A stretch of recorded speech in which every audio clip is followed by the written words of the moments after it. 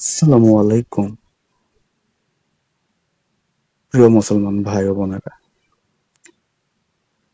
হযরত আদম আলাইহিসসালাম ও হযরত হাওয়া আলাইহিসসালাম এর সন্তানদের সংখ্যা নির্দিষ্টভাবে কুরআন বা সহিহ হাদিসে উল্লেখ নেই।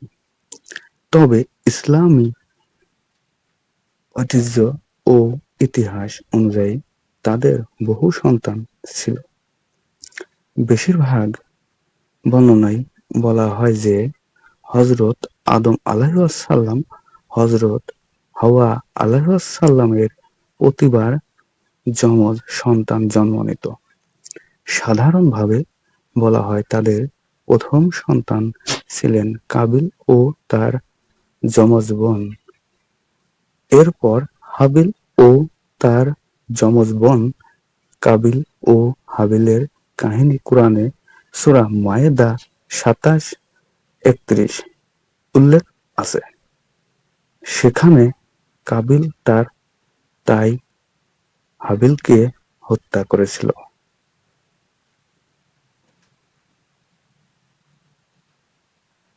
সবাইকে আসসালামু আলাইকুম ওয়া রাহমাতুল্লাহ।